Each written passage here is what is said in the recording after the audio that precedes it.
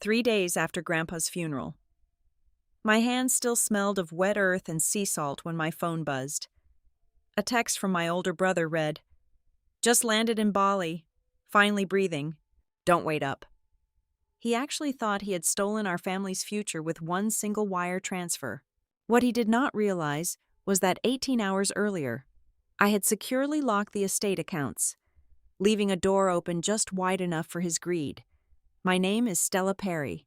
The heavy, rhythmic thud of damp soil hitting the lid of a pine casket is a sound that burrows directly into your bones. I had just returned from the cemetery, leaving behind the fresh grave of my grandfather, Everett Perry. The sharp, biting chill of the coastal wind still numbed my cheeks, and the cloying, almost suffocating scent of funeral lilies clung stubbornly to the dark wool of my coat. I stood completely alone in the cramped, cedar-paneled office tucked safely behind the main boathouse of our family marina. The air in here was different. It smelled honestly of aged diesel, varnished wood, and generations of hard work.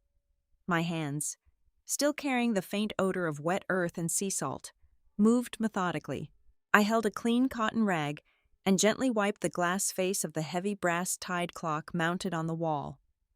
Grandpa Everett had wound this exact clock every single morning at the crack of dawn for as long as my memory stretched. The rhythmic ticking was the heartbeat of the room. Suddenly, that steady rhythm was shattered by a sharp, synthetic buzz. My phone lit up on the scarred surface of the mahogany desk. It was Nolan. I read the message once, set the phone face down, and let the silence settle back into the room. I did not scream. I did not even frown. If he thought Bali meant he had won, he was about to learn how wrong he was. To truly understand the weight of this betrayal, you have to understand what Perry's Landing actually is.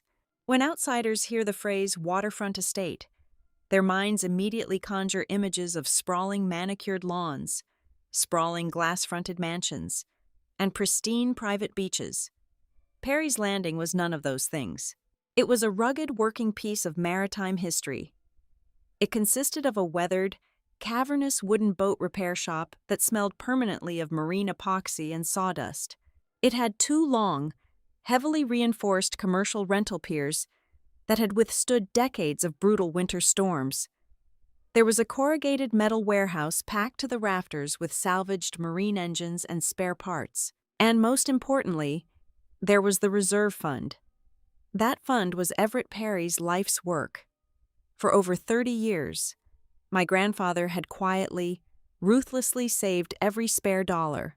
He skipped vacations, wore his work boots until the soles separated, and worked through the pain of arthritis, all to ensure this specific piece of shoreline never fell into the manicured, greedy hands of corporate real estate speculators who were slowly devouring the coast. To me, the landing was never just an asset listed on a balance sheet. It was my entire foundation. It was the exact spot where I learned how to properly secure a bowline knot long before I was tall enough to see over the steering wheel of a truck. It was where I sat on a wooden stool, learning to read a complex double-entry ledger by the warm light of a desk lamp while the rain hammered on the tin roof. Most crucially, it was where my grandfather ingrained his most vital, uncompromising lesson into my head. I could still hear his voice, rough like heavy grit sandpaper. "Stella, never, ever hand over what keeps the family alive to someone who prefers performing over preserving." He knew exactly who I was, and he knew exactly who my brother was. That is precisely why he trusted me to handle the aftermath.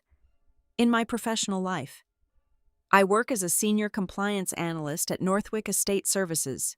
I spend my days and nights hunting down hidden assets, auditing incredibly complex familial wealth structures, and untangling the messy, often vicious webs of deceit left behind when rich people die.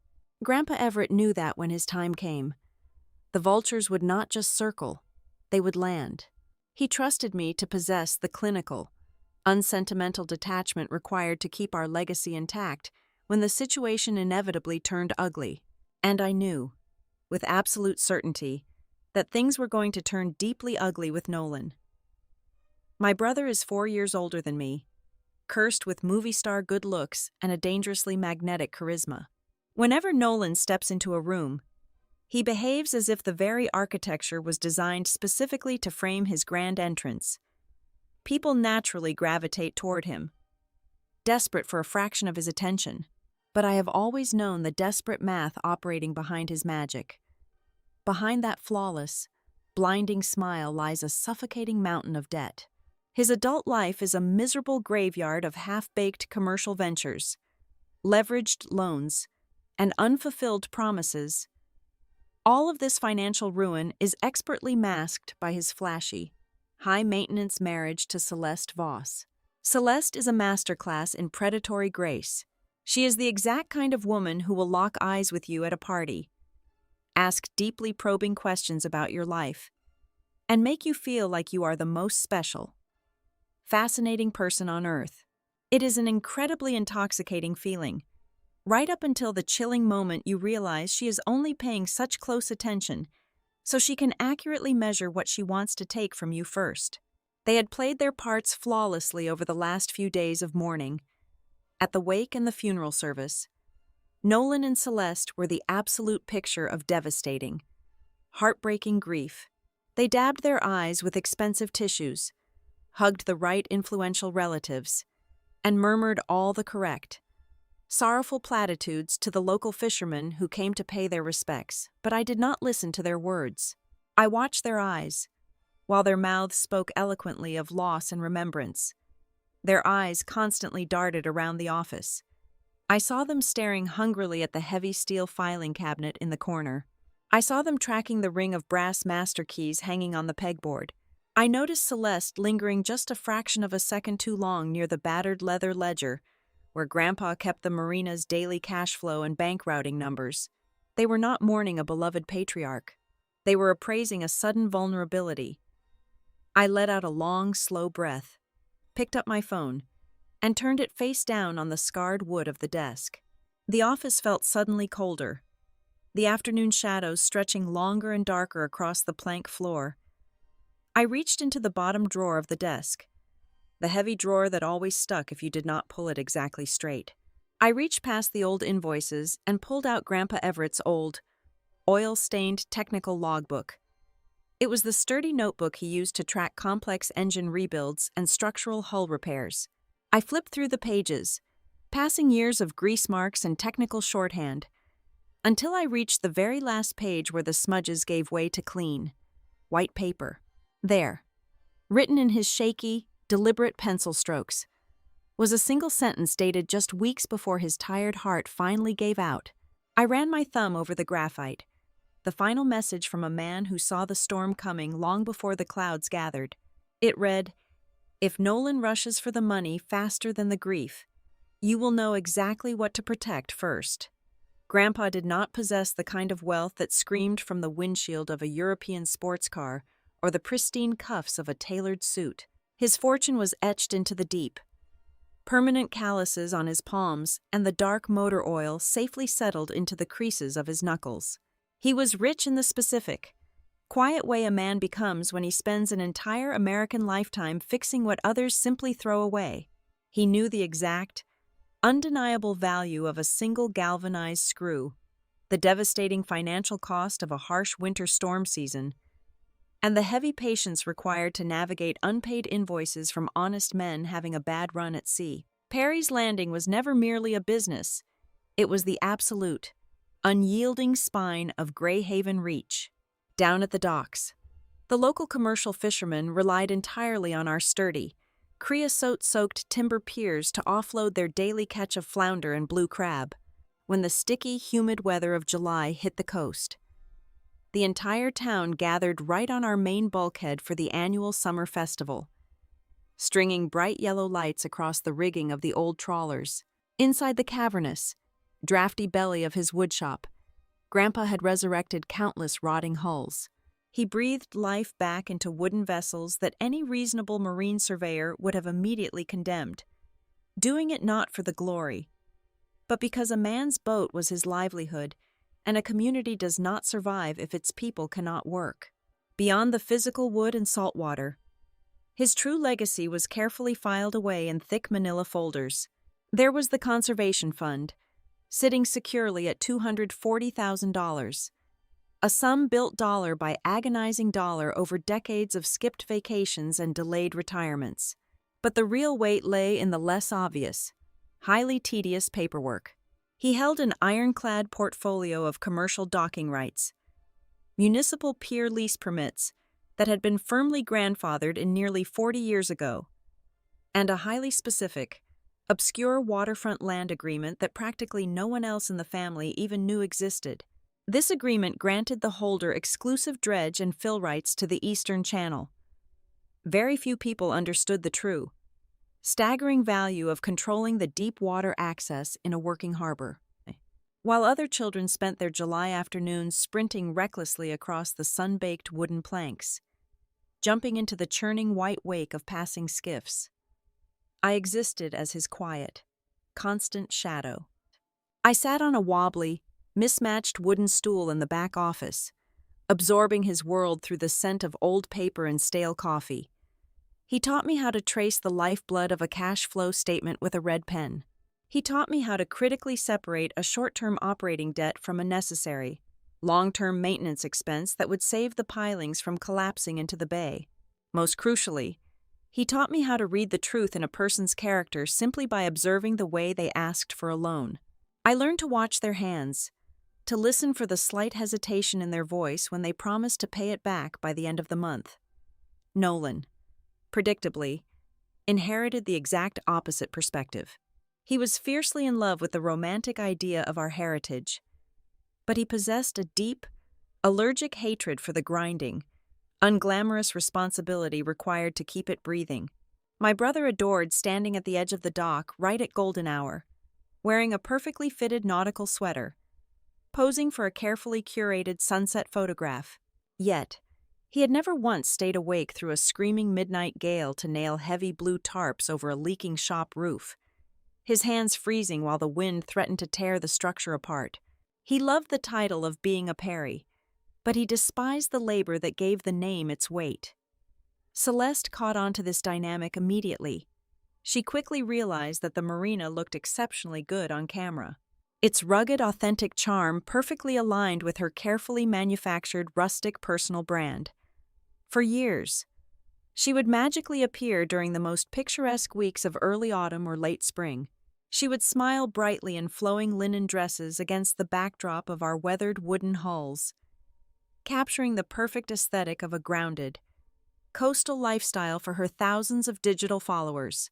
Then, she would vanish into thin air the very second the heavy, seasonal maintenance bills arrived on the desk and the actual, dirty work of scraping barnacles began.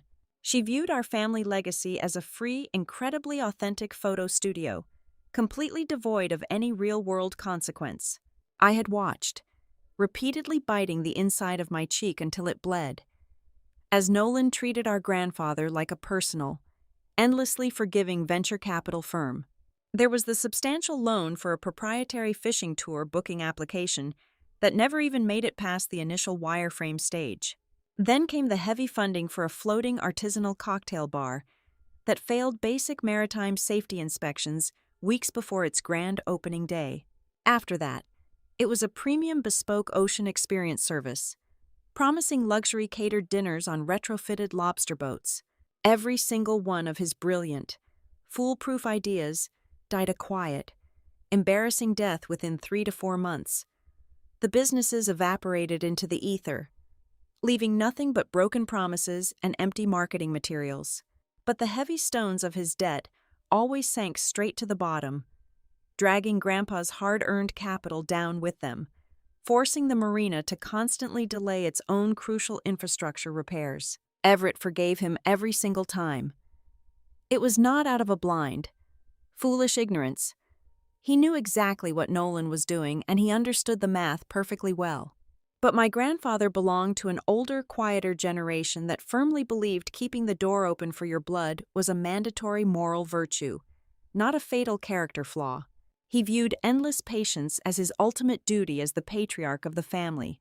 He often told me, "You do not cut off a branch just because it is bearing bad fruit. You keep watering the roots and hope the season changes. That exact, stubborn grace was the reason I loved him fiercely. And it was the exact reason I lived in constant, gnawing terror for the survival of the estate. I knew with absolute certainty that his forgiveness was the very weapon Nolan would eventually use to destroy everything he had built. My fear was not born of simple, petty sibling rivalry. It was born of a terrifying, concrete reality that had been creeping toward our shores for the past year. Several months before, Grandpa's mind began to truly soften, and the illness took its final, cruel hold. He had caught wind of a quiet, deeply aggressive movement in the local commercial real estate market. A massive, heavily funded corporate tourism development group had been operating entirely through anonymous shell companies. They were silently hunting and swallowing up every available strip of waterfront property surrounding Greyhaven Reach. They wanted to bulldoze the working docks, evict the local fishermen who had operated there for generations, and replace the authentic grid of our town with sterilized, high-yield luxury resort condominiums and exclusive private yacht clubs. They had almost everything they needed to break ground and change the coastline forever. They had the political backing, the local zoning permits in waiting, and tens of millions of dollars ready to deploy at a moment's notice. But they were missing one massive, immovable piece of geography. The corporation's entire master plan, their billion-dollar vision for the bay, hinged entirely on securing the central, deepest access point to the navigable channel. Perry's Landing was not just another piece of the puzzle. It was the absolute, indispensable link they desperately needed to tear our town apart and build their empire. If they could not buy our docks and secure that specific, obscure waterfront land agreement, their entire development would choke on its own lack of deep water access. Grandpa knew this. I knew this. And the developers absolutely knew this.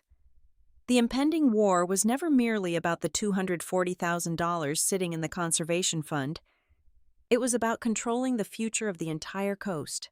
The decline did not happen all at once. It arrived in subtle, terrifying waves that slowly eroded the solid foundation of our daily lives. One afternoon, my grandfather would be giving me incredibly precise, highly technical instructions on how to properly calibrate a marine diesel fuel injector. The very next morning, he would sit at the kitchen table and stare blankly at his own ceramic coffee mug, as if he had never seen porcelain before in his entire 80 years of existence. These were the short, cruel spells of confusion that his doctors had quietly warned us to expect. And almost like a shark sensing a single drop of blood in the water from 100 miles away, the frequency of my brother's phone calls suddenly and dramatically spiked. For years, my phone log showed a missed call from Nolan perhaps once every 2 or 3 months, usually accompanied by a vague request for a temporary financial favor. Suddenly, he was calling the house landline 3 times a week.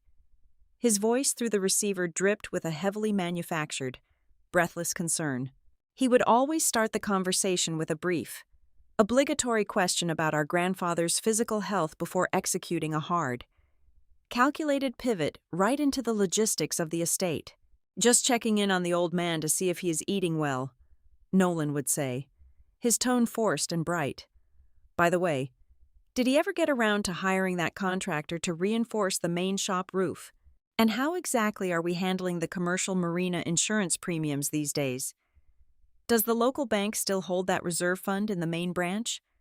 Or did he move it to a different account? Hey, just out of pure curiosity, are the commercial docking rights registered under his personal name?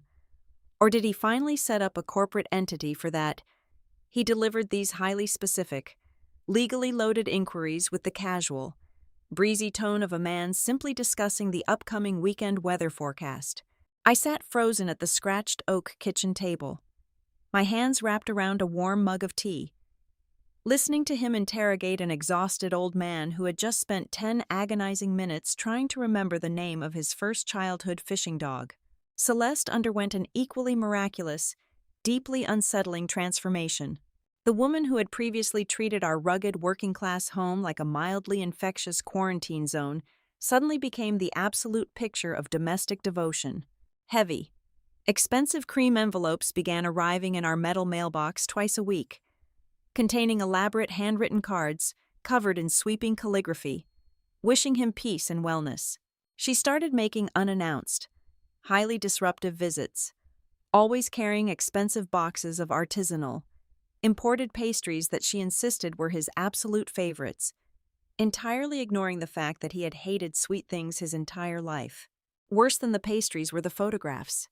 Celeste would pull her wooden dining chair uncomfortably close to him, wrapping a perfectly manicured arm around his frail, sloping shoulders, and angle her smartphone high in the air to capture the perfect, loving family portrait. She would chatter endlessly about her holistic wellness retreats, the expansion of her personal lifestyle brand, and their upcoming, lavish vacation plans to Bali. You have to live completely in the present moment while you still have the time to enjoy it, she would tell him, her voice coated in a sugary, performative empathy that made my stomach turn. It was a terrifying, flawless performance. I did not need to hire an expensive private investigator or dig through their discarded trash to understand exactly what was happening in front of me. I only had to sit quietly in my own kitchen and listen.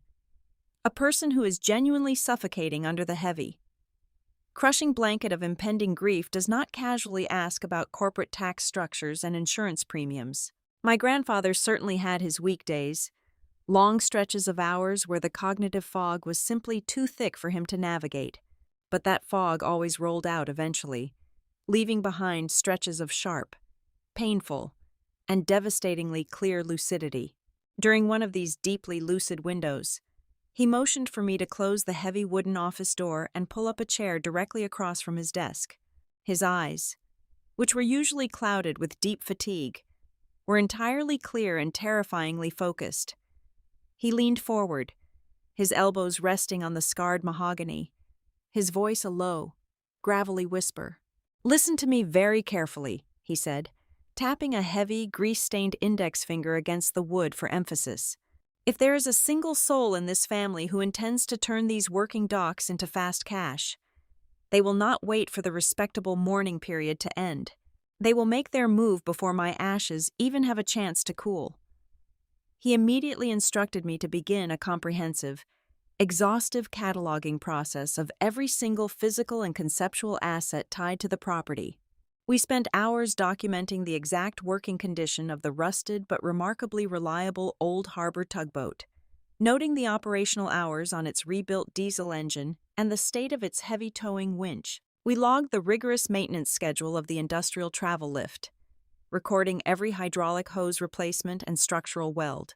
We took a meticulous inventory of the massive stockpile of marine engine parts, counting every bronze propeller, every spare alternator, and every specialized rubber gasket down to the last brass fitting. I reviewed the active, signed peer lease agreements, noting the exact expiration dates and the precise legal renewal clauses. I secured the thick file containing the documentation for the conservation fund, making sure the banking routing numbers were fully verified. But above all else, he made me pay special, absolute attention to the Eastern Channel Access Agreement. He knew perfectly well that Nolan lacked the discipline and the patience to sit down and fully read a complex, multi-page legal document, but my brother possessed a feral, animal instinct for sniffing out financial leverage.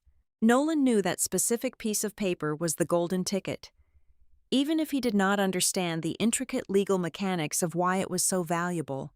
Once the cataloging began, the subtle, quiet war of observation rapidly escalated. I started noticing the tiny, careless mistakes of people who arrogantly believe they are smarter than everyone else in the room. I would walk into the back office to file an invoice and find Celeste standing perfectly still, her eyes locked intensely onto the heavy steel drawers of the filing cabinet, lingering just a few seconds too long before awkwardly pretending to admire a framed nautical chart hanging on the wall. During a tense weekend visit, Nolan leaned casually against the wooden doorframe while I was organizing a stack of fuel receipts. "You know, the memory really gets hazy as you get older," he remarked, taking a slow sip of his bottled beer. "I cannot even remember the combination code to the old floor safe anymore. Funny how that happens, right?" He phrased it as a nostalgic, innocent observation, a shared joke between two siblings reminiscing about the past. I did not smile. I did not offer a single number. I just kept filing the receipts. The most glaring error happened the morning after he stayed overnight in the upstairs guest room.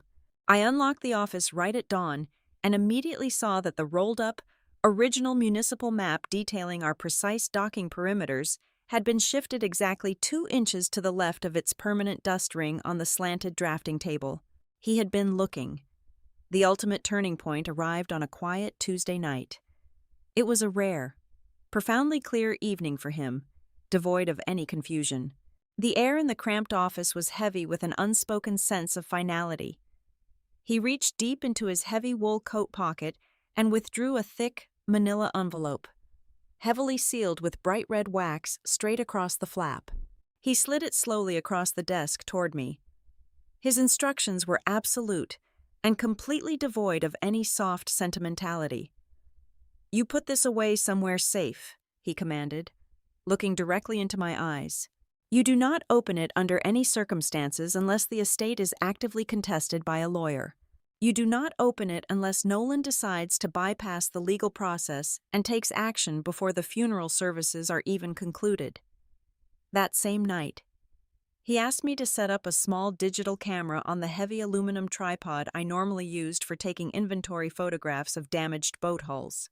He sat perfectly upright in his worn leather chair, the warm glow of the desk lamp illuminating the deep lines carved into his face, looking directly into the dark glass of the lens. He did not use the recording to complain about his rapidly declining health, his aching joints, or the profound unfairness of his failing mind. Nor did he use it to hurl bitter, angry insults at his grandson. He used it as a surgical preemptive legal strike. In a steady, unwavering voice that echoed in the quiet room, he explicitly detailed the exact, pragmatic reasons why he had legally appointed me as the sole, uncontested executor of his estate. He clearly stated that bypassing the traditional route of splitting the authority equally among the surviving heirs was a deliberate, protective measure. He was building an impenetrable fortress around the marina, brick illegal brick, ensuring that his final wishes could not be easily unraveled or misinterpreted in a messy courtroom. The final confirmation, the exact moment the heavy curtain of doubt completely fell away and revealed the stark truth, happened 2 days later. I was walking softly down the carpeted hallway toward the kitchen to pour myself a cup of black tea. As I approached the sharp corner near the living room, I stopped dead in my tracks. Celeste was standing in the shadowy alcove near the wooden telephone stand. In her hands, she held the battered, leather-bound notebook that Grandpa used to track his daily personal thoughts and minor cash expenditures. Her smartphone was raised high, the camera lens pointed directly at the open pages. She was rapidly, frantically snapping photographs of his private handwriting. I took a deliberate, heavy step forward, so the wooden floorboard beneath my boot creaked loudly. She spun around instantly. Her face froze in absolute, wide-eyed panic for a fraction of a second before melting seamlessly into a brilliant, completely unbothered smile. "Oh, the natural light right here in this hallway is simply gorgeous," she chimed smoothly, tilting her bright screen toward me as if she were capturing a beautiful still life of the dusty wallpaper. "I am just taking a few aesthetic shots for the family memory book." I looked down at her phone, then looked directly up into her perfectly lined eyes. I did not accuse her of stealing. I did not yell. I simply nodded once, my expression completely blank, and walked past her toward the kitchen. From that exact second onward, I knew without a shadow of a doubt that I was no longer operating on mere suspicion. All my doubts were entirely confirmed. The trap was set, the bait was in the water, and all I had to do was sit back and wait for them to take the bite. Nolan and Celeste remained at the estate for exactly 5 days after the funeral service. 5 days is a highly strategic, carefully calculated unit of time.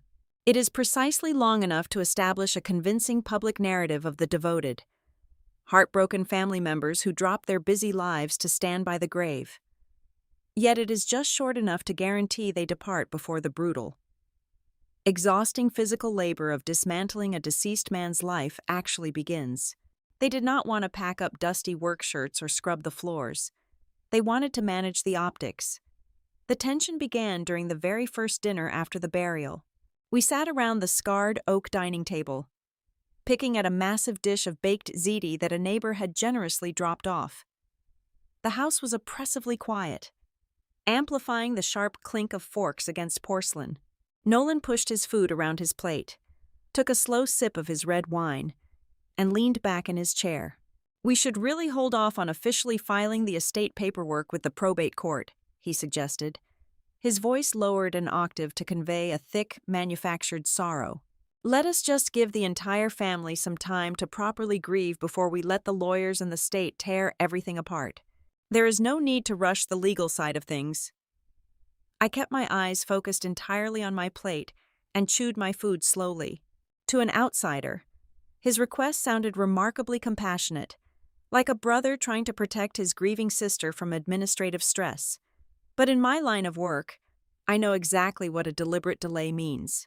In the world of estate compliance, an administrative delay is a dark, empty vacuum. It is the exact breathing room required for forged amendments, backdated signature pages, and suddenly discovered debts to quietly materialize out of thin air. "The court has strict deadlines," I replied simply, keeping my tone perfectly neutral. "But I will handle the filings. You do not need to worry about the paperwork." He did not like that answer, but he could not argue against it without sounding eager. The next morning, he changed his tactical approach entirely. I was standing by the kitchen counter, pouring a cup of black coffee, when he walked in looking fresh and energized. "I was thinking about the operational side of things," he started casually, leaning against the refrigerator. "The marina is going to have some immediate, emergency expenses now that he is gone. Winter maintenance is right around the corner. I should probably take over managing the day-to-day cash flow. Maybe get signatory access to the conservation fund just for the short term.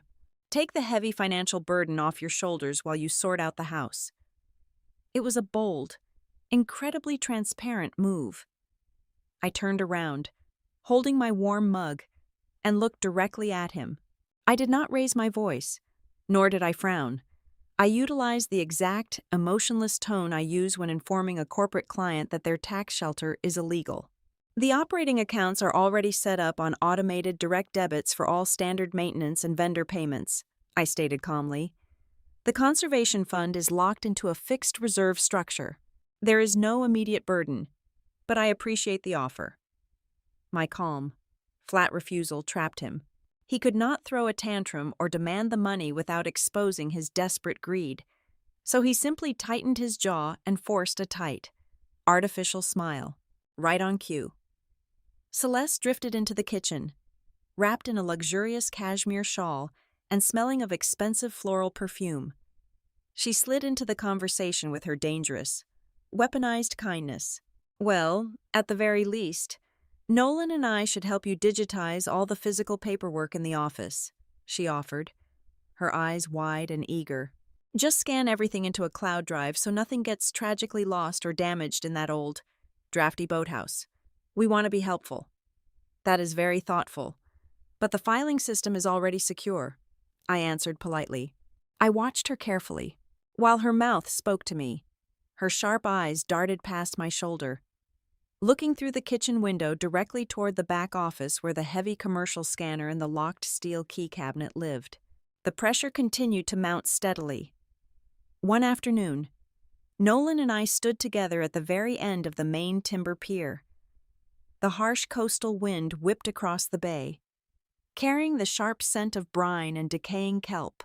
He stared out at the dark, churning water, his hands shoved deep into the pockets of his designer jacket. "You know," he murmured, his voice cutting through the wind, sounding entirely too practical. "Selling the marina right now would actually be the smartest move we could make. The commercial waterfront real estate market is incredibly hot right now. Why on earth would we keep a dilapidated, ancient piece of wood that just bleeds money and constant maintenance costs? We could both walk away with a clean slate." I did not respond. I just looked at the heavy, creosote-soaked pilings that our grandfather had defended with his life. Nolan's words confirmed my deepest fears. He did not just want to drain the liquid cash from the bank accounts to pay off his creditors. He wanted the absolute authority to dictate the final fate of the land itself. He was testing the waters, trying to gauge how hard I would fight a total liquidation. That same night, the silent war finally became physical. At exactly 2 a.m, my phone vibrated on the nightstand. The silent motion sensor alarm installed in the marina office had triggered a notification. I slipped out of bed, pulled on a heavy sweater, grabbed a heavy metal flashlight, and walked silently down the gravel path toward the boathouse. The night air was freezing. I unlocked the heavy wooden door and flicked on the overhead fluorescent lights. At first glance, the room looked perfectly normal. Nothing was obviously missing or broken. The cash lockbox was untouched. The computer monitors were dark, but I possess a memory trained to spot tiny discrepancies. I walked over to the tall steel filing cabinet, the bottom drawer, the highly specific drawer that held the complex maps of the Eastern Channel access rights, was pushed in just a fraction of an inch too far, misaligned with the track. I turned around and walked over to the large commercial photocopier sitting in the corner of the room. I reached out and placed my bare palm flat against the side of the plastic casing. It was distinctly, undeniably warm to the touch. I waited until the sun rose the next morning before returning to the office to conduct a thorough search. I systematically checked every tray and paper feed. There, sitting completely forgotten in the dark, narrow slot of the secondary bypass paper tray, was a single, faintly printed sheet of paper. I pulled it out into the light. It was a slightly crooked, poorly contrasted photocopy of the municipal docking perimeter diagram. It was the very first piece of hard, physical evidence proving that Nolan was actively attempting to smuggle highly sensitive, operational documents out of the building behind my back. The charade finally ended on the morning of their departure. They packed their matching designer luggage into the trunk of their sleek, rented luxury sedan. We stood together on the crushed shells of the driveway for the obligatory, awkward farewells. Celeste stepped forward and reached out, placing a delicate, perfectly manicured hand gently onto my shoulder. She looked deep into my eyes with an expression of profound, manufactured sympathy. "Do not push yourself too hard trying to save everything," she murmured softly, her voice smooth like warm honey. "You have to remember, some assets are actually a relief to the living when they are finally sold and gone." Her sentence hung heavily in the crisp morning air. To anyone else, it might have sounded like a comforting, supportive platitude from a concerned sister-in-law. But to me, it rang out loud and clear like a velvet-wrapped confession. She was telling me exactly what they planned to do the moment they had the legal leverage to do it. I stood completely still on the driveway and watched the red taillights of their rental car disappear down the winding coastal road, heading straight for the international airport. The very second they were completely out of sight, my entire demeanor shifted. I turned on my heel and walked purposefully back to the back office. I stepped inside, shut the heavy wooden door, and turned the deadbolt until it clicked solidly into place. I walked around the desk, opened the secure drawer, and pulled out the thick, red wax-sealed envelope my grandfather had entrusted to me. I placed it squarely in the dead center of the leather desk blotter. I stared at it for a long moment, listening to the steady ticking of the brass-tied clock on the wall. I realized then that playing defense was no longer an option. I was done waiting for the next attack. I was going to stop guarding the door, and I was going to build a trap right in the middle of the room. The morning after Nolan and Celeste drove away, the air inside the house felt distinctly lighter, as if a localized pressure system had finally moved offshore. I was standing in the kitchen, watching the pale sunrise bleed across the dark water of the bay, when my cell phone vibrated against the granite countertop. The caller identification displayed the main branch number for the coastal bank that had managed the operational line of credit for Perry's Landing for the last 4 decades. I answered on the second ring. It was the senior branch manager. His voice was tight, carrying the specific, strained cadence of a financial officer who has just stepped on a legal landmine. He informed me that exactly 1 hour prior, a facsimile request had been submitted for an emergency commercial withdrawal of $68,000. The withdrawal was coded under the guise of urgent, post-storm structural repairs for the marina. The authorization form bore my grandfather's signature. I did not gasp. I did not drop my coffee mug. My pulse did not even elevate. I simply asked the manager what had triggered the automated fraud hold. He listed 3 glaring anomalies. First, the signature rhythm was entirely wrong. Everett Perry had a distinct, heavy pause in the middle of his last name due to the arthritis in his wrist. The signature on the faxed form was fluid, executed with the smooth, rapid confidence of a man much younger. Second, the document bore a physical notary public stamp originating from a generic, 24-hour shipping and packing store located entirely in a different county, far outside my grandfather's typical radius of travel. Third, and perhaps the most insulting error of all, the itemized ledger of requested repair funds included a line item for a fiberglass hull refitting station. Anyone who had spent more than 5 minutes at Perry's Landing knew we only handled traditional wooden boat repairs. Nolan was getting incredibly sloppy, blinded by the ticking clock of his own mounting debts. I thanked the bank manager, instructed him to freeze the pending request, and hung up the phone.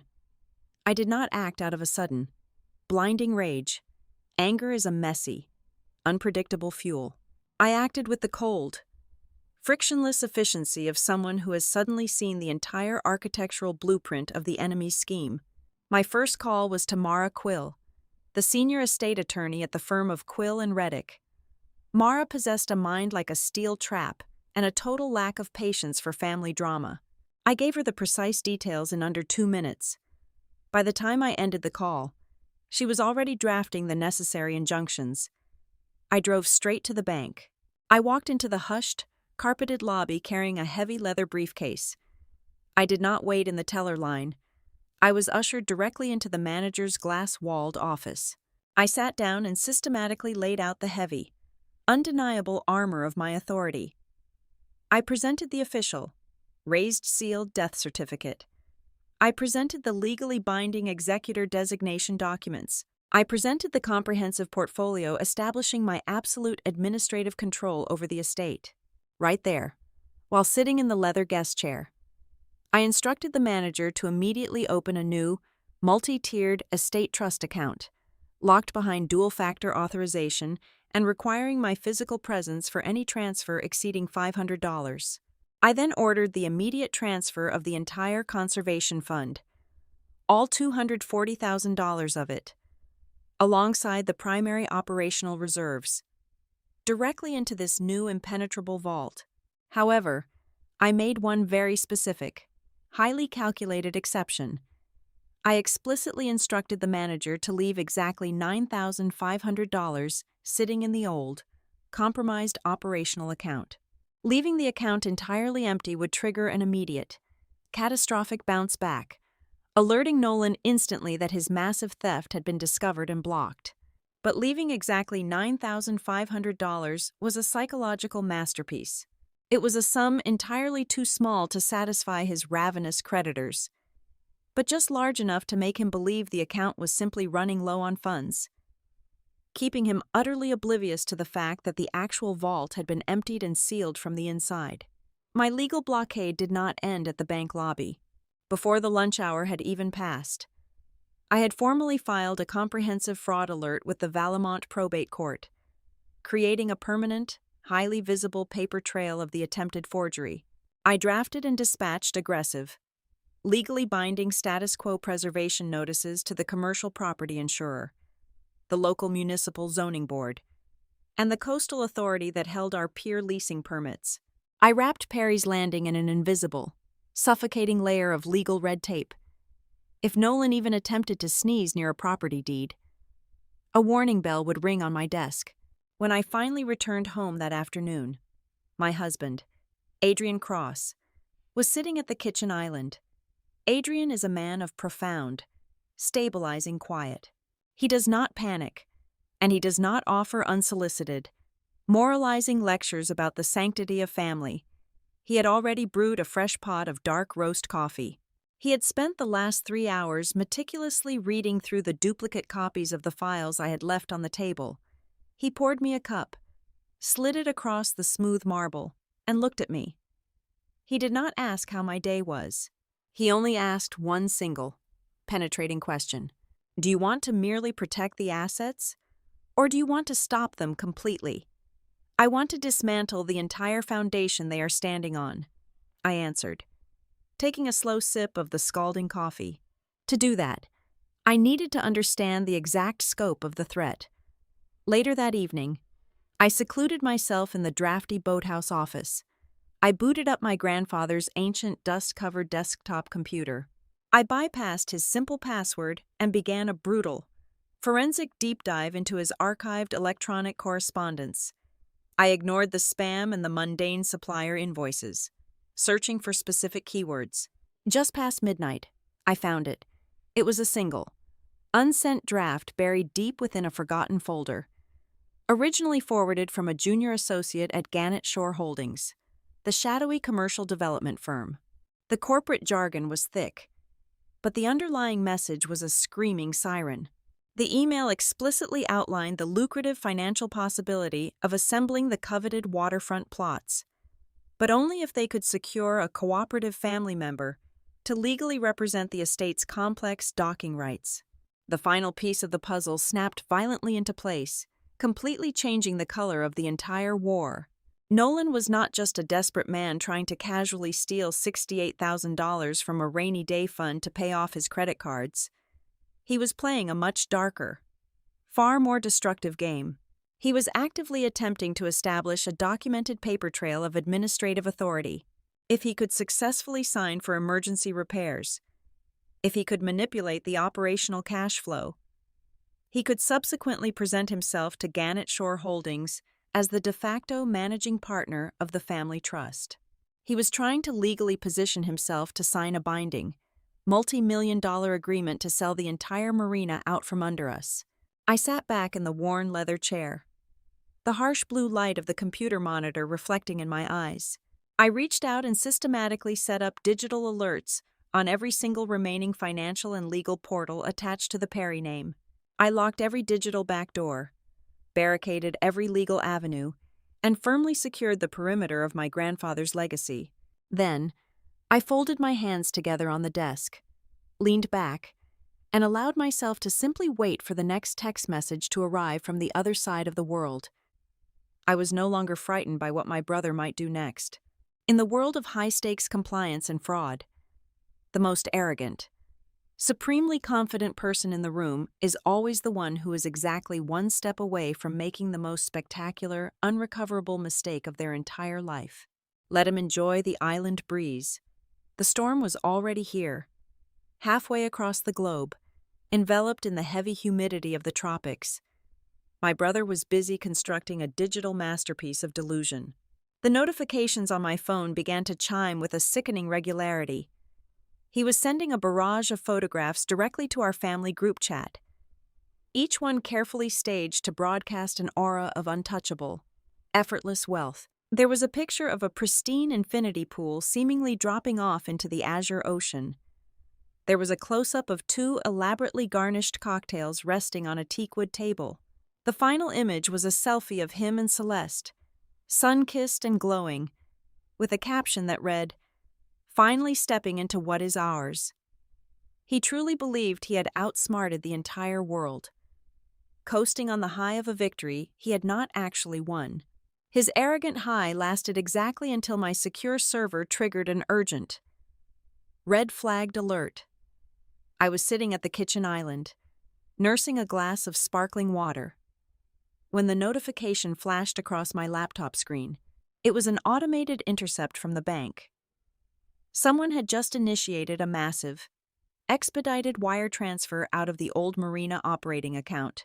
The destination routing number belonged to a brand new, intermediary holding account registered under a vague, freshly incorporated legal entity. I recognized the corporate naming structure immediately. It was the exact same shell company framework Nolan had used for his failed luxury ocean experience service years ago. He was trying to drain the account completely dry in one single, sweeping move. The system processed his aggressive request, hit the brick wall of the meager $9,500 I had intentionally left behind, and instantly spat back a fatal error code. Transaction denied due to insufficient funds. I leaned back in my chair and stared at the glowing screen. I did not pick up my phone to call him. I did not send a mocking text message. I gave them absolutely nothing. I simply let them sit alone in their luxury resort suite, with the sudden, freezing realization that the money was not there. In the world of financial compliance, silence is often the most devastating weapon you can wield. When a fraudster hits an unexpected wall, the ensuing panic forces a choice. A smart person will immediately retreat into the shadows to assess the damage. A desperate, arrogant person will grab a shovel and start digging a much deeper hole. I knew my brother. I bet everything on him grabbing the shovel. My wager paid off precisely 2 days later. The digital trap I had laid around the municipal pier leasing office caught its first major fly. A highly official, urgent electronic signature request landed in the primary inbox of the harbor master. A copy was automatically routed to me thanks to the preservation notices I had filed. I opened the encrypted attachment. It was an aggressively worded petition to immediately alter the primary point of contact for our highly coveted, grandfathered summer commercial lease agreements. The new designated contact was listed as Nolan Perry, proudly bearing the completely fabricated title of Family Operations Representative.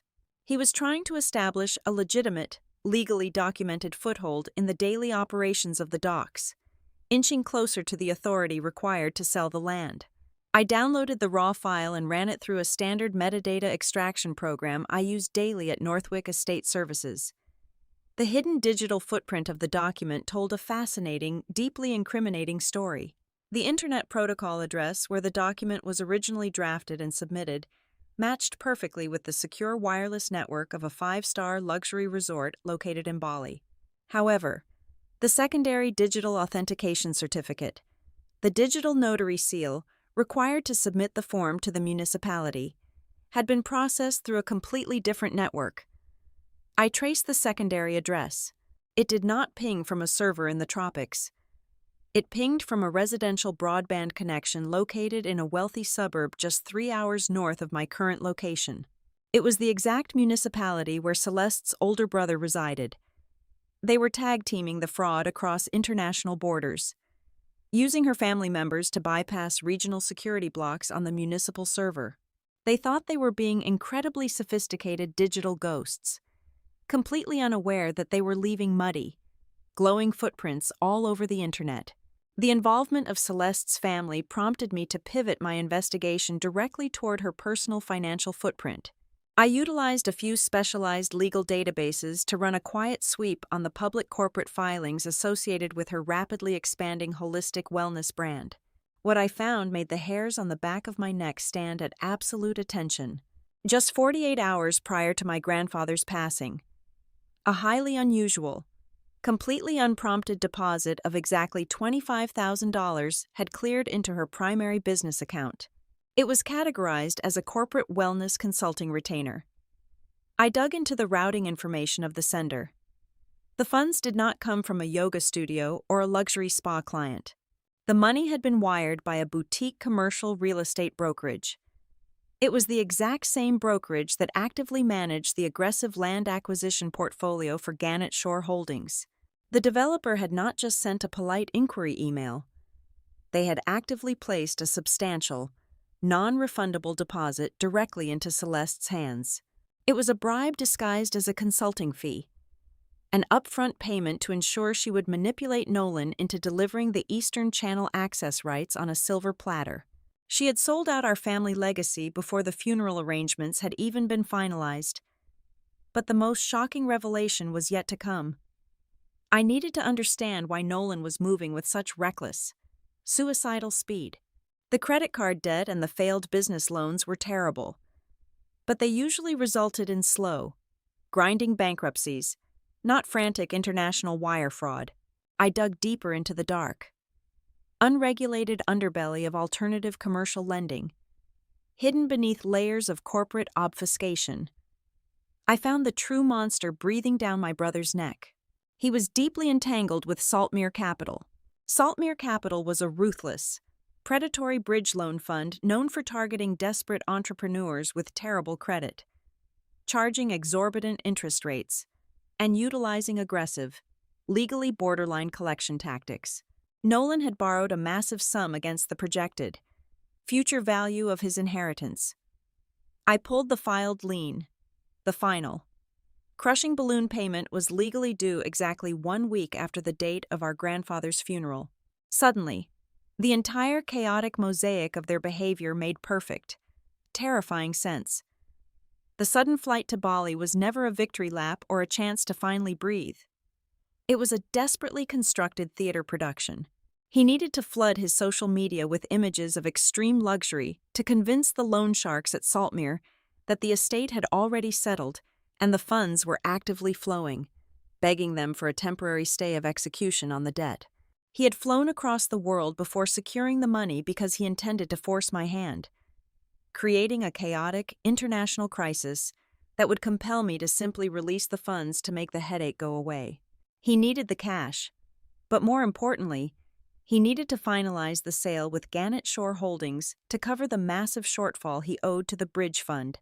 I sat in the dark office, surrounded by the quiet hum of the computer tower, fully comprehending the sheer magnitude of the disaster Nolan had invited into our lives.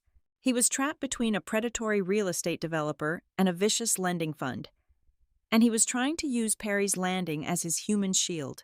I slowly closed the file folders and stacked the printed evidence into a neat, perfectly aligned pile on the desk. The absolute silence of the boathouse was shattered by a sharp, vibrating hum. My phone, resting face up on the leather blotter, suddenly flared to life.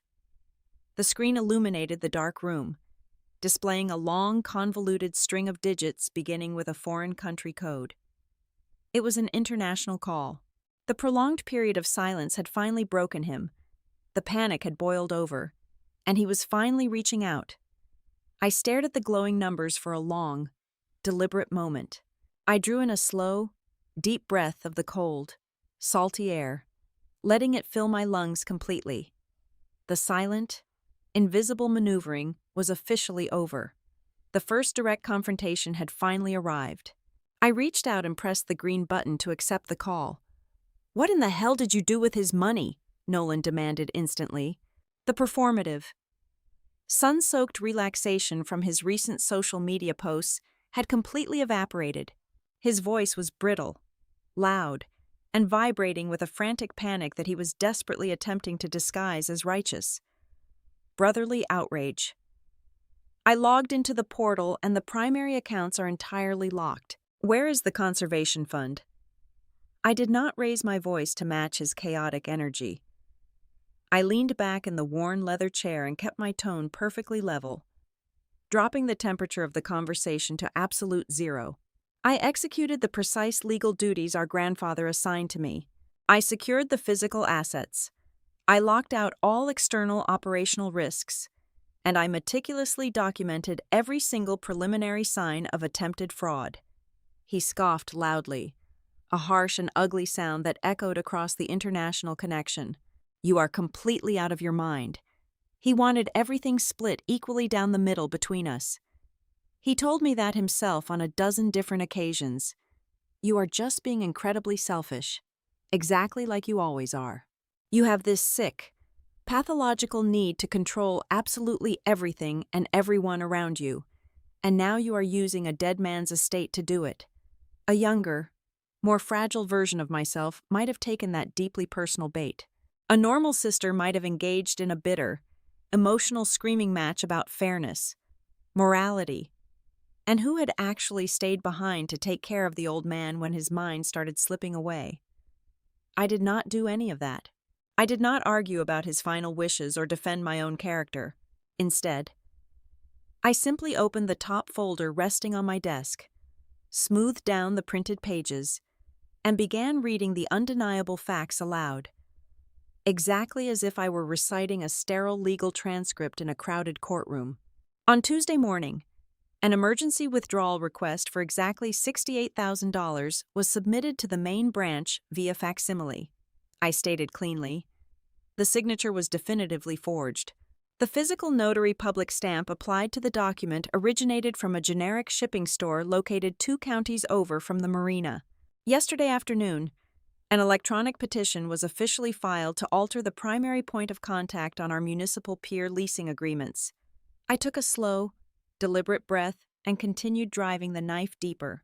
The digital signature for that petition was authenticated through a residential broadband network registered to your brother-in-law, while the original file metadata shows it was drafted on a wireless network located at your current luxury resort in Bali. I did not pause to allow him to formulate a lie. Furthermore, a non-refundable deposit of exactly $25,000 was wired directly into your wife's holistic wellness business account precisely 48 hours before our grandfather passed away. The sender of that wire transfer was the primary acquisition brokerage firm currently representing Gannett Shore Holdings. I heard a sharp, panicked intake of breath on the other end of the line, followed immediately by the muffled, chaotic sound of a physical scuffle over the device. A second later, the background noise of the ocean breeze was replaced by heavy breathing. Celeste had grabbed the phone. She immediately deployed her signature, honey-coated tone, desperately attempting to smooth over the jagged, bleeding edges of the conversation with her weaponized empathy. "We are all just so incredibly overwhelmed right now," Celeste murmured, her voice dripping with manufactured distress and gentle condescension. "People make silly, confusing decisions when they are hurting and grieving. This is all just a terrible, tragic misunderstanding born out of deep sorrow. We should simply put a pin in this, take a deep breath, and sit down when we get back to talk about this like a loving family. This is not a misunderstanding regarding grief." I cut her off instantly, my voice slicing through her sugary facade with surgical precision. "This is a bridge loan from Saltmere Capital. Complete." Suffocating silence fell over the line. The quiet was so absolute, I could hear the faint, rhythmic ticking of the brass tide clock on the office wall behind me. I looked down at my highlighted notes and delivered the final blow. "You are exactly 4 months behind on your primary residential mortgage payments. You have completely exhausted your available consumer credit lines. And the final, ballooning maturity date for your heavily leveraged commercial debt with Saltmere Capital coincides perfectly with the exact week you decided to initiate a hostile takeover of this estate." The silence stretching across the Pacific Ocean was profound and heavy. It was not the silence of someone hurriedly thinking of a clever retort or a new lie. It was the terrifying, crushing silence of a man watching the foundation of his entire world collapse in real time. For the very first time in his life, my brother fully understood that I was not operating on vague, paranoid sibling suspicions. I was not making emotional, baseless accusations. I was reading him his own financial obituary, backed by an impenetrable wall of hard, physical evidence. I still held the strongest card securely against my chest. I deliberately did not mention the unsent email draft regarding the property developer's master plan. I did not mention the security cameras monitoring the property. I had to grant him just enough leeway to orchestrate his own downfall, yet instill sufficient dread to guarantee his return. "Pay close attention," I spoke at last, shattering the oppressive silence. "If you are still sitting by a swimming pool in Bali in exactly 72 hours, I will physically walk into the county prosecutor's office. I will hand them a heavily bound, fully verified legal binder containing every single piece of wire fraud evidence I just listed. I will also file an emergency injunction to permanently freeze any and all claims you might ever have regarding the marina assets. You have 3 days to get on a plane and come home." I ended the call before either of them could utter another single syllable. I placed the phone face down on the scarred leather blotter and exhaled. Nolan, operating purely on the frantic, irrational energy of a cornered animal, immediately went on a scorched earth offensive. Less than 20 minutes after our call disconnected, my phone began to buzz incessantly with a flood of notifications from the extended family group chat. He had drafted a massive, highly emotional, multi-paragraph message broadcasting his severe victimhood to every aunt, uncle, and distant cousin on the contact list. He viciously accused me of aggressively hiding our grandfather's money in secret offshore accounts. He claimed I had spent the last calendar year maliciously manipulating a sick, vulnerable old man during his weakest moments just to legally write everyone else out of their rightful inheritance. He painted a tragic, bleeding heart picture of himself as the deeply grieving, outcast grandson who was simply trying to honor the family name while his cold, calculating sister seized all the physical assets for her own personal enrichment.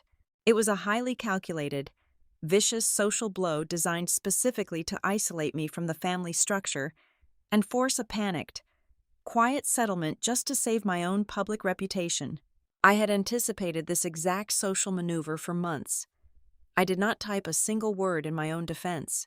I did not try to logically explain myself to the confused, angry relatives who were already beginning to flood the chat with shocked reactions and demanding questions. I knew that trying to fight a lie with logic in a public forum only gives the lie more oxygen. Let them believe his beautiful, tragic narrative for a few more days. I looked down at the dead center of the desk, the thick manila envelope, heavily sealed with the bright red wax my grandfather had pressed into it, sat completely undisturbed under the warm glow of the desk lamp. My fingers hovered just millimeters over the edge of the heavy paper. I felt a strong magnetic pull to tear it open right then and there, to finally see the ultimate weapon he had left behind to end this war. But I slowly pulled my hand away and folded my fingers together. The timing was simply not right. A trap only snaps shut effectively if the prey is fully committed to the path and standing directly in the center of the mechanism. I decided to keep the envelope completely sealed. I would save the absolute strongest card for the exact moment when they had pushed all their chips to the center of the table and were entirely too deep to ever turn back. Nolan and Celeste took a brutal, grueling red-eye flight across the Pacific Ocean, abandoning their tropical fantasy for the cold reality of a legal battle. They arrived back in Greyhaven Reach looking completely hollowed out. Their fresh, expensive vacation tans clashed violently with the deep, purple shadows of exhaustion carved under their eyes. Yet, despite their profound physical fatigue, they were entirely awake to the brutal mechanics of the social theater they were about to orchestrate. They did not slink back into our hometown in quiet disgrace. They marched through the doors like exiled royalty returning to violently reclaim a stolen throne. Wearing the masks of tragic victims, my brother immediately weaponized the extended family network. By the time their plane had touched down on the tarmac, my personal phone had already become a digital graveyard of disappointed text messages and concerned voicemails from second cousins, great aunts, and distant relatives. Nolan had successfully painted a masterpiece of manipulation.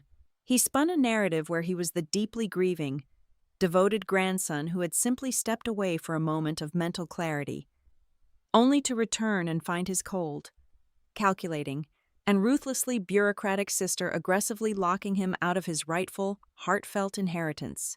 I watched this social poison spread rapidly, and I understood exactly why it was working. In the complex, messy architecture of a family dynamic, people will almost always choose to side with the charismatic performer rather than the silent burden carrier. It is simply much easier, and far more emotionally satisfying, to comfort a handsome, crying man than to critically examine the cold, unforgiving financial ledgers maintained by a rigid woman. I was instantly and universally cast as the villain of the story. I was the unfeeling monster using my professional corporate background to bulldoze my own brother out of his birthright.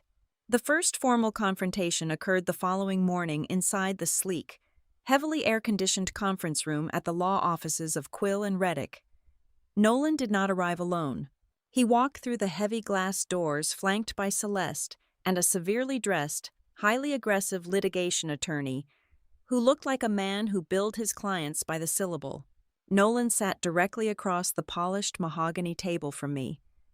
He radiated a forced, tragic nobility, his hands clasped tightly together as if holding back a tidal wave of sorrow.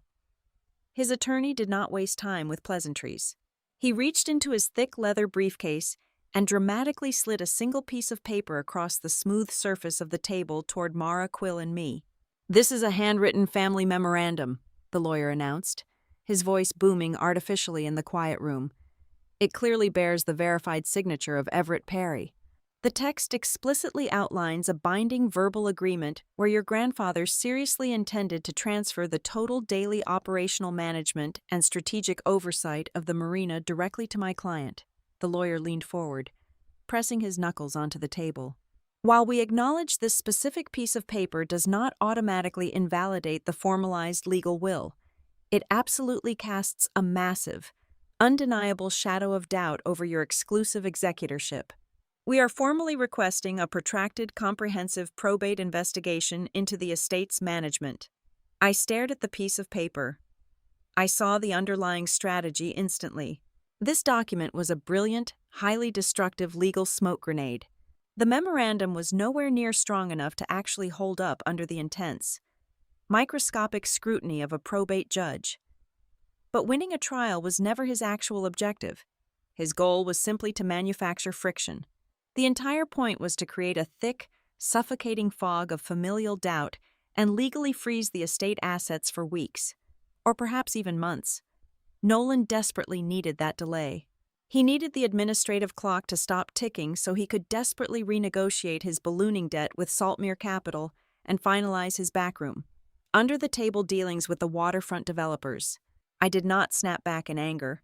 I did not loudly declare the document a blatant, desperate forgery, even though the sheer audacity of the lie tasted like bitter ash in my mouth. I simply stared at the paper in absolute, heavy silence, across the table. I watched my brother, his chest puffed out almost imperceptibly. He completely misinterpreted my strategic silence as a staggering, devastating defeat. He genuinely believed he had successfully backed me into a corner and disarmed my legal authority. I knew from years of interrogating financial criminals that the absolute most dangerous thing you can do is interrupt a liar who suddenly feels safe and victorious. If you give them the warm illusion of victory, they will always volunteer entirely too much information. My husband, Adrian, sat completely motionless in the leather chair beside me. Adrian does not possess a law degree, but he possesses an architect's sharp, unforgiving eye for physical detail and structural integrity. While the opposing lawyer continued to loudly bluster about ethical obligations and familial fairness, Adrian gently pulled the document closer to his side of the table. He did not say a single word, but he deliberately tapped his index finger twice near the bottom right corner of the page, right over the signature. I shifted my gaze and looked closely at the spot he indicated. The blue ink of the signature had feathered outward in tiny, unnatural microscopic webs. It was a telltale, undeniable sign of liquid ink applied over freshly printed toner, rather than the natural, clean absorption into old, dry paper. Furthermore, looking at the very top margin of the page, I noticed a faint, shadowy artifact line. It was the distinct mark of a dirty glass plate on a modern office scanner, a flaw that would absolutely never exist on a supposedly historical letter that had been sitting undisturbed in a dry wooden drawer for years. We concluded the meeting shortly after, leaving the air thick with unresolved tension. Nolan walked out of the conference room looking like a man who had just won a grueling marathon, the very second the heavy glass doors hissed shut behind them. Mara and I moved swiftly directly to her desktop computer, in their arrogant, desperate haste to establish dominance before the meeting. Nolan's legal team had emailed a digital courtesy copy of the memorandum to Mara's assistant earlier that morning. We stripped the digital file down to its foundational code. We examined the hidden metadata embedded inside the document. The digital footprint was a screaming, undeniable confession. The geographic location tag embedded in the file's creation history did not point to a dusty attic or my grandfather's marina office. It pointed directly to a commercial printing and shipping franchise located exactly 10 minutes away from the driveway of Celeste's suburban home. Furthermore, the creation timestamp proved the document had been generated exactly 48 hours prior to our meeting. Mara looked at me, her fingers hovering over her keyboard, completely ready to draft an immediate, crushing legal motion for fraud. I raised my hand and stopped her. If we destroyed him today in the sterile privacy of a law office, the extended family would still blindly believe his tragic narrative of oppression. They would spend the next 10 years whispering that I had used expensive corporate lawyers to bully a grieving grandson into submission. I needed to let him build his elaborate stage completely before I set it on fire with the audience watching. I instructed Mara to formally contact his lawyer and agree to a final, comprehensive resolution meeting. I requested that we gather all relevant parties, including the estate accountants and the commercial insurance adjusters, directly at the main warehouse of the marina in exactly 3 days to settle the matter permanently. I drove back to Greyhaven Reach as the late afternoon sun began to dip heavily below the horizon, casting long, bruised purple shadows across the dark water of the bay. I unlocked the heavy door to the back office and stepped into the deeply familiar, comforting smell of diesel fuel and old paper. The marina was entirely silent, save for the rhythmic, steady lapping of the tide against the creosote-soaked wooden pilings outside the window. I walked straight across the floorboards to the heavy mahogany desk. The thick manila envelope still sat precisely where I had left it, the bright red wax seal completely whole and undisturbed under the warm glow of the desk lamp. The long, exhausting game of waiting for the enemy to make a mistake was finally over. I picked up a heavy brass letter opener and slid the sharp edge cleanly under the paper flap. The hardened wax snapped loudly, a sharp sound that echoed in the quiet room. I tipped the envelope over my open palm. A single, neatly folded sheet of lined yellow paper slid out, but it did not fall alone. Tucked carefully and deliberately inside the deep crease of the handwritten letter was a small, black digital memory card. My grandfather had always preferred building sturdy things that lasted through the harshest storms, and it seemed he had diligently built one final, undeniable truth to protect us all. I unfolded the yellow-lined paper. The handwriting was sharp and jagged, the unmistakable script of a man fighting against his own fading biology to document a vital truth. Grandpa detailed a specific afternoon from several months ago. A man wearing a tailored suit had walked onto our weather-beaten docks, not looking to rent a boat slip, but asking highly specific, probing questions about purchasing the exclusive Eastern Channel access rights. That very night, Nolan had suddenly shown up at the family house. He had paced the kitchen floor, practically vibrating with an unnatural, eager energy, asking relentless questions about the future financial projections of the marina. Grandpa had seen the connection instantly. His letter contained a chillingly accurate prophecy. Nolan does not understand the difference between steering a ship and selling it for scrap, the pencil lead spelled out.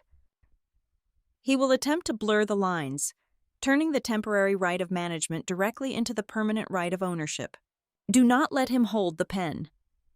I picked up the small black memory card and slid it directly into the side port of my laptop. A single video file appeared on the screen. I clicked play. There was Everett Perry, sitting in the exact worn leather chair I currently occupied. His eyes were not clouded by the heavy fog of his illness. They were sharp, fierce, and entirely lucid. He looked directly into the camera lens and methodically explained his decision to name me the sole, uncontested executor.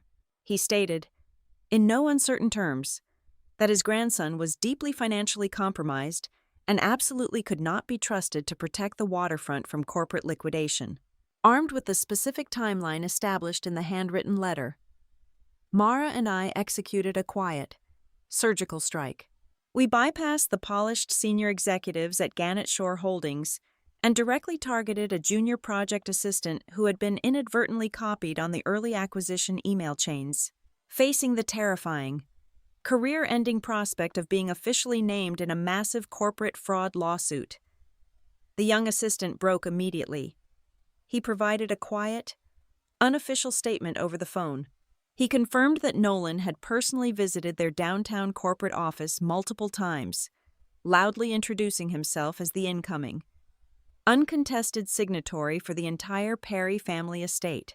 My brother had been actively negotiating the sale of our home before our grandfather had even taken his final breath, while I was meticulously building the legal timeline with Mara. Adrian was quietly tearing apart the physical space of the boathouse. My husband remembered a passing, irritated complaint Grandpa had made years ago about expensive brass engine fittings mysteriously vanishing from the main workbench. Adrian dragged a tall wooden ladder from the shop floor and reached his hand deep into the shadowed, dust-choked rafters directly above the main filing cabinet. He pulled down a small, battery-operated motion sensor camera, a device entirely separate from the main security system that Nolan knew about. We extracted the local storage drive and loaded the raw footage onto the monitor. The screen flickered to life in stark, black and white infrared. The timestamp read exactly 1 day after the funeral service. The silent video clearly showed my brother sneaking into the dark office. We watched in absolute, heavy silence as Nolan expertly jimmied the lock on the bottom drawer, pulled out the municipal docking maps, and rapidly photographed them with his phone. But the most damning, inescapable moment came a minute later. Nolan opened the center desk drawer, reached inside, and pocketed Grandpa's heavy, custom-made physical paper stamp. It was the exact physical stamp that had miraculously appeared on the forged bank withdrawal request just days later. The circle of evidence was completely, inescapably closed. Then, the treacherous alliance on the other side of the battlefield began to fracture under the immense, invisible pressure. The first crack appeared precisely 24 hours before the scheduled final meeting. Mara called me, her voice laced with cold, professional amusement. Celeste had quietly reached out to the law firm through a private, encrypted email account, desperate to decouple herself from the rapidly sinking ship of her husband's impending criminal charges. She attempted to secretly secure her own legal lifeboat. Her email subtly hinted that many of the recent decisions were entirely not her idea, and that she was merely acting as a supportive wife to a grieving, erratic husband. By attempting to save herself, she inadvertently handed us the final nail in their coffin. She provided the firm with written, undeniable confirmation that they had actively coordinated the entire scheme together, utterly destroying their fragile, carefully rehearsed defense of a shared, innocent misunderstanding. I instructed Mara to print the email and bury it at the very bottom of her heavy leather briefcase. I did not want to deploy it immediately, when two people have walked together into the dark and gone entirely too far. The absolute best strategy is to let the paranoia fester. They would inevitably turn on each other the second the bright lights came on. The final meeting was officially set for a cold, overcast morning. I chose the massive, drafty main warehouse of Perry's Landing as the venue. I wanted them surrounded by the towering wooden hulls and the heavy, undeniable scent of marine epoxy. I wanted them to physically feel the weight of the legacy they were trying to dismantle. The space was intentionally crowded with heavy authority. Mara stood stoically by my side, her briefcase resting on a wooden shipping crate.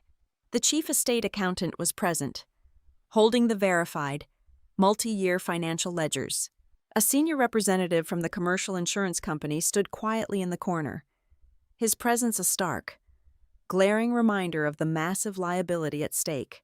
There were enough highly credentialed professionals in the room to ensure that every single word spoken from this moment forward carried the crushing, irreversible weight of sworn legal testimony.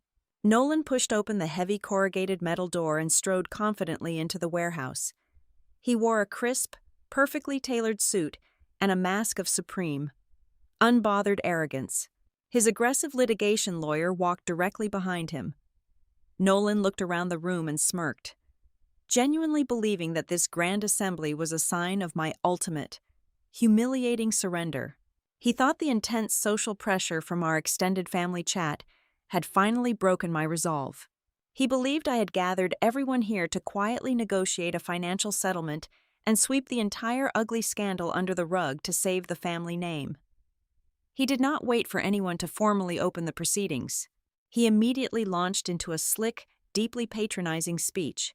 He spoke smoothly about the importance of family unity, the tragedy of grief, and the need to move forward productively. He then casually dropped a heavy veiled threat right into the center of the room.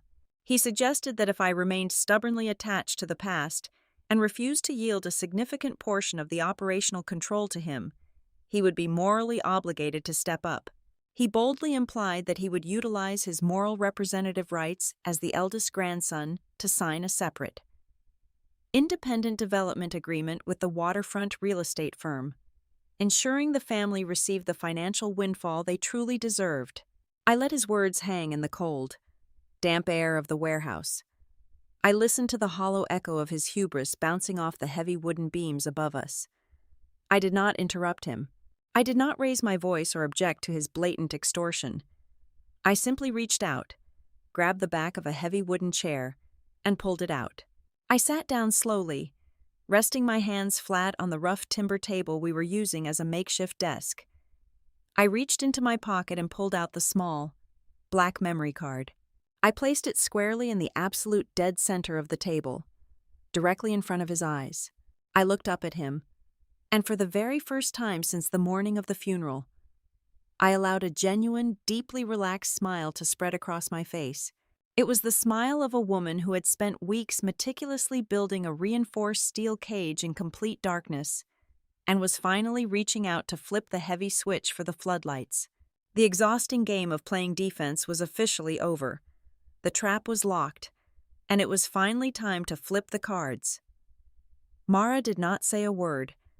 She calmly reached over, opened her sleek laptop, and pressed a button. A large portable monitor we had set up on a wooden shipping crate flickered to life. The image of Everett Perry filled the screen. He was sitting in his familiar office chair, the warm light casting deep shadows across his weathered face. His eyes were piercing, completely devoid of the cognitive fog that Nolan had tried to exploit.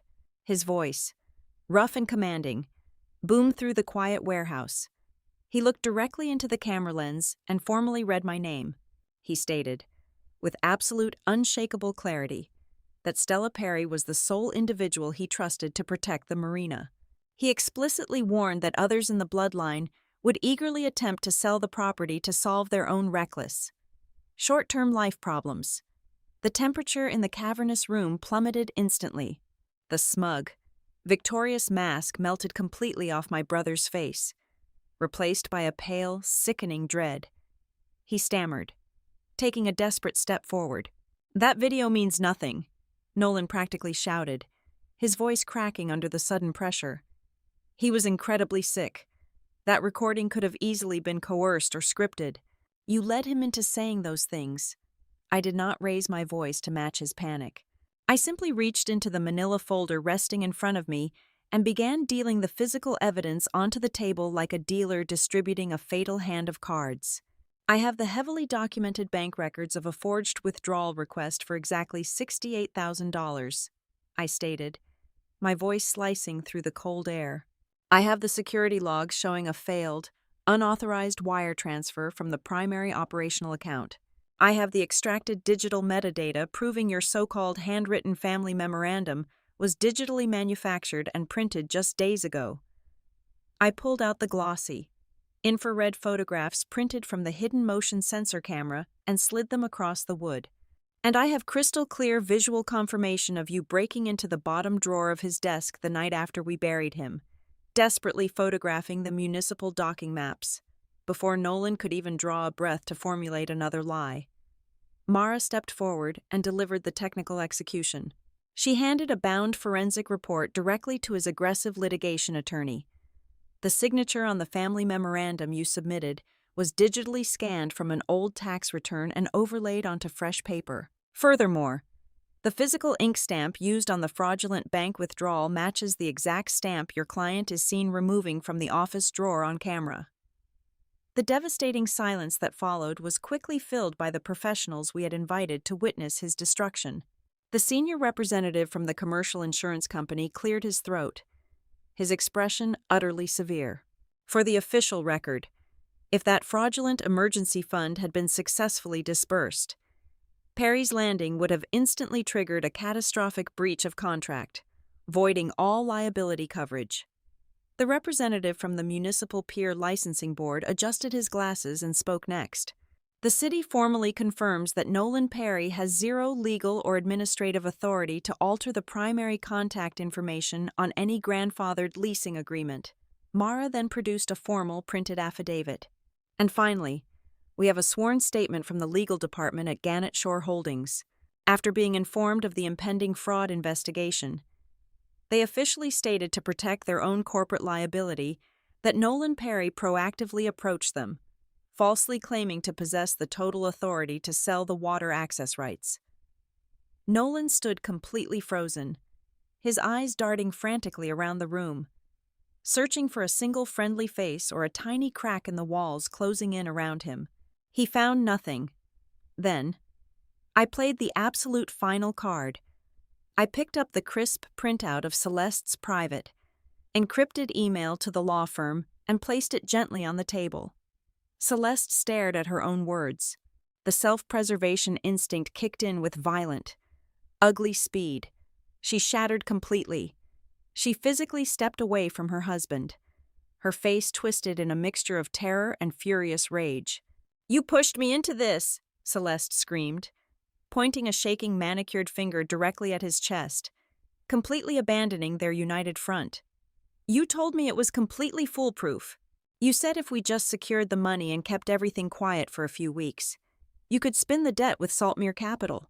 You told me the old man owed you this, standing there, utterly abandoned by his wife, stripped of his manufactured charm, and staring down the very real barrel of a massive legal catastrophe." Nolan finally broke. The threat was explicitly clear if he fought for one more inch. The entire heavily bound file would be walked directly to the Valemount County prosecutor, followed immediately by a crippling civil lawsuit for extensive fraud. All the glamorous, entitled energy drained completely from his body. He collapsed heavily into a wooden chair. He did not look at me. He did not apologize. He simply picked up the heavy black pen Mara offered him. With a shaking hand, he signed the binding settlement agreement. He formally waived any and all rights to ever dispute the estate. He accepted the exact, meager financial sum explicitly designated to him in the original will. Most importantly, he signed a legally binding confession acknowledging that he had never possessed the right or the moral authority to negotiate the sale of Perry's Landing. Several months passed, and the heavy, exhausting machinery of the estate finally closed. Adrian and I officially took the helm of the marina. We kept the massive conservation fund completely intact and secure. We hired a local crew to finally repair the leaking roof of the main boat shop. I took the heavy brass tide clock from the dusty box where it had been stored and mounted it firmly back onto the wall of the back office, winding it carefully every single morning just as he had taught me. Nolan took his small, designated inheritance and vanished entirely from the daily rhythm of the coast, his creditors likely swallowing the funds before they ever truly hit his bank account.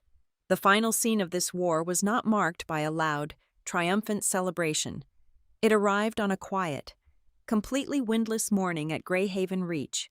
I stood alone at the very end of the oldest wooden pier, the air smelling sharply of salt and fresh pine. I held a small ceramic plate carrying a thick slice of warm apple pie, baked meticulously using the exact handwritten recipe Grandpa Everett had kept hidden in the back of his desk drawer. I looked out at the bay, the water resting as flat and reflective as a sheet of polished metal, eating the pie in the absolute quiet, listening to the gentle lap of the tide. I finally understood the true depth of his lesson.